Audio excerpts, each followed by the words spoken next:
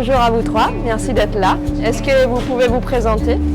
Bonjour, je m'appelle Manon Sénard, je suis étudiante en Master 1 de Chimie de l'environnement marin à Brest. Moi c'est Ilona Ribaud, je suis en Master 1 Écologie marine et halieutique à Boulogne-sur-Mer. Moi je suis Léa Noclau, je suis allemande mais je fais mes études en France à l'université Côte d'Azur en ce moment. Vous venez de passer 35 jours en mer pendant cette campagne résilience. Est-ce que vous pouvez partager avec nous un peu ce que c'est de vivre cette expérience? Qu'est-ce qui vous a plu? C'est autant une expérience personnelle que professionnelle. C'est formidable qu'on ait pu avoir cette chance-là. Il y a plein de rencontres, plein d'expériences, de pratiques. Je retiens que de très très bonnes choses. Moi je trouve que ça apporte beaucoup de choses au côté social mais aussi au niveau des études. On a fait des bonnes rencontres, on peut parler avec beaucoup de chercheurs, ça aide vraiment un travail sur nous-mêmes pour un peu savoir ce qu'on veut faire plus tard. Moi personnellement quand je suis arrivée ici je savais pas trop ce que je voulais faire après et à discuter avec plusieurs chercheurs je trouve que ça aide beaucoup, mais aussi de toucher un peu à tout dans la biologie ou la chimie, ça permet de se rendre compte de ce qu'on veut vraiment faire et ce qu'on veut pas du tout faire. Et moi par exemple je sais que je veux vraiment rester dans la biologie et je commence à tracer un peu mon chemin grâce à cette campagne. Moi à la base j'ai fait de la physique, océanographie physique. Et dans mon master, je suis rentrée un peu plus dans la biologie. Et cette campagne, elle est vraiment à l'interface des deux sciences. Donc pour moi, c'est super cool de voir les deux et aussi avoir les équipes de chimie, par exemple, aussi, de voir comment eux ils font, quelles sont leurs questions, les méthodes traces. Et bien sûr, j'ai appris plein de vocabulaire aussi. Est-ce que vous aurez un message à faire passer aux jeunes, par exemple, qui sont engagés pour l'environnement, qui sont engagés pour la protection des écosystèmes? Quelque chose à dire?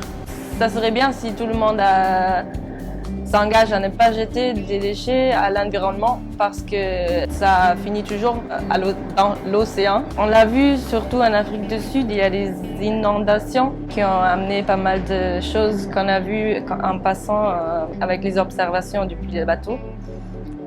C'est vrai qu'on a quelqu'un sur le bateau qui a référencé des milliers de déchets plastiques, 99% de plastique, et le compte a été terrible et nous on le voyait, on l'a vu aussi. Il y a certaines nuits où les équipes acoustiques déployaient des grands filets, ce qu'on appelait des chaluts, dans l'eau pour récupérer des organismes, des poissons, des crustacés, etc. Et les quantités de plastique qu'on récupérait à chaque fois par rapport à l'immensité de l'océan, c'est énorme et franchement ça fait peur quoi. C'était énorme, mais il ne faut pas oublier quand même qu'on a déployé une petite bouée qu'on a laissée 10 jours en mer et qu'on est revenu chercher 10 jours plus tard du coup. Et quand on l'a sortie de l'eau, il y avait vraiment plein de petits micro-organismes qui avaient commencé à coloniser. Donc on remarque quand même que les organismes arrivent bien à s'adapter et on a quand même une grande diversité de calamars volants, de poissons volants, de dauphins. Exact, plein de dauphins. Donc faut pas perdre espoir, c'est quand même positif. Il y a du négatif mais il y a quand même beaucoup de positif. Heureusement, ouais. Et pour finir, est-ce que vous avez une anecdote à partager avec tout le monde? Il y a vraiment quelque chose qui m'a marqué sur cette campagne, c'est quand même la perte du MVP, vraiment un outil de mesure qui coûte 250 000 € qu'on a réussi à perdre au fond de l'océan et qu'on ne retrouvera jamais. Vraiment jamais. C'est vraiment très triste. Je suis dégoûtée pour ce pauvre MVP. Pour moi, c'est un peu les poissons volants qui nous ont accompagnés autour de voyage. Dès le début, quand on est sorti du port, il y avait le couche de soleil et les poissons volants qui sont sautés. C'était la première fois pour moi que je les ai vus. Et il y avait une nuit en particulier. On était juste ici, il faisait noir, nuit. Et on voyait comment les poissons ils sont attirés par les lumières. Ils sautaient contre les fenêtres en bas. Et ça nous a fait rire beaucoup. Moi c'est moins fun comme anecdote, mais il y a un truc que je vais retenir d'ici, c'est que la nuit en mer, c'est une vraie nuit, il n'y a pas de pollution lumineuse, il n'y a rien, on voit juste les étoiles, la Voie lactée. Et j'ai jamais vu autant d'étoiles, un ciel aussi beau que ici.